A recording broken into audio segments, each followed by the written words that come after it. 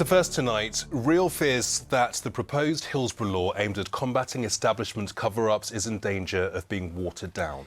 Yeah, the government promised to pass a law before the latest anniversary of the Hillsborough disaster in April.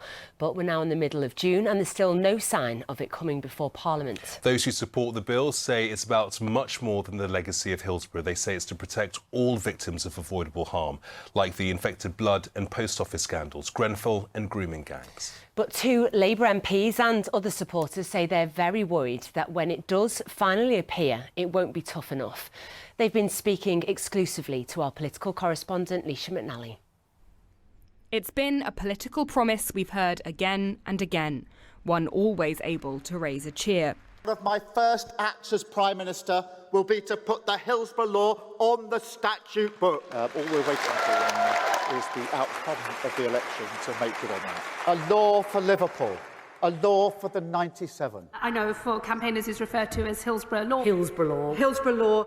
But since the general election, the wait for the Hillsborough Law has dragged on. The 36th anniversary of the disaster was marked, but the deadline was missed. The Hillsborough Law will be introduced to Parliament before the next anniversary in April. Margaret Aspinall watched this year's anniversary come and go. Her 18-year-old son, James, was one of the 97 people killed in the tragedy. Their families faced a brutal and decades-long fight to prove they'd been unlawfully killed. To beg for release of all documentation and not get it. We had all that to face. Do I want other people, the ordinary people, to face that ever again? No. Things have got to change. My job is still not done. And I've told Mr Starmer it won't be done, and I will never rest in peace until we have a Hillsborough Law in all its entirety for the good of this nation.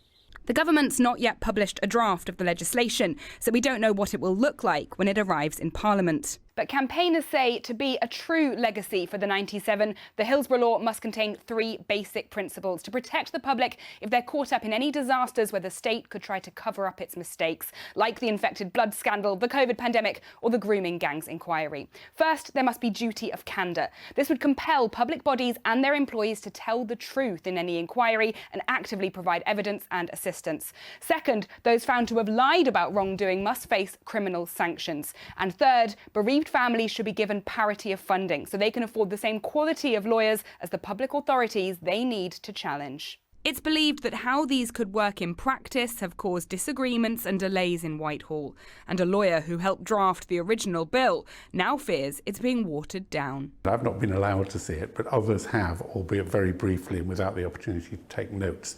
But what we know is that there is no reference to a duty of candour in it at all. What have you made of some of the hurdles we're hearing from government about why this isn't enacted in law yet? Concerns are at the margins, and the example that has been raised with us by government is of the teacher or social worker who's late to work and lies about a bus being late.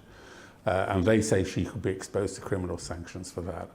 I don't believe that's the case for 1 minute, but if they want to amend the legislation to say that in specific terms, the most trivial of examples will not lay you open to prosecution, I'm sure there's a way we can agree a wording. And with that warning that the law will lack some basic principles, these Liverpool MPs say they've had enough. Feeling a bit dejected, if I'm honest with you. You know, the way that so many of the campaigners will be feeling.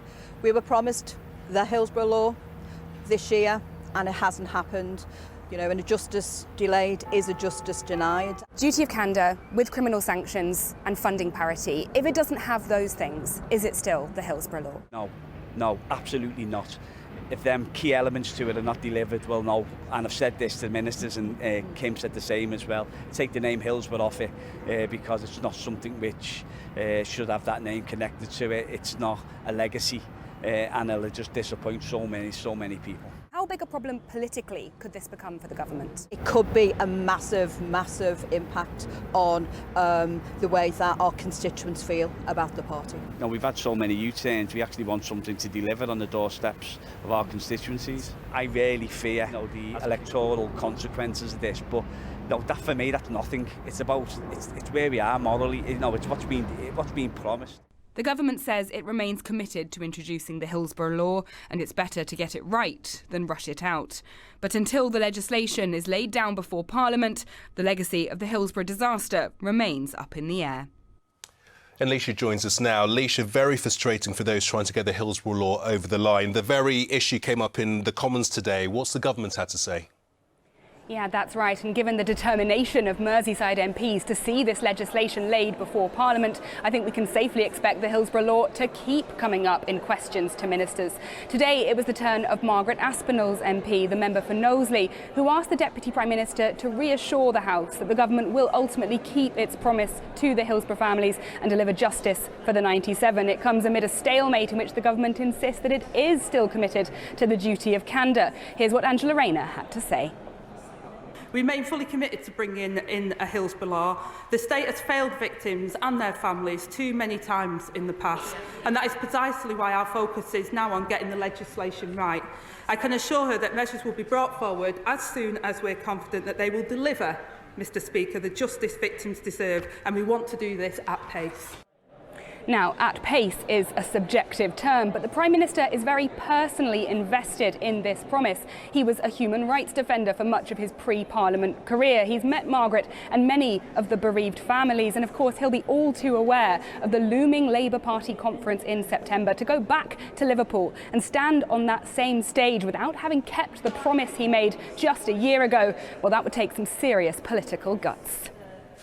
Yeah, Lise in Westminster, thanks so much. On to more of the day's news now.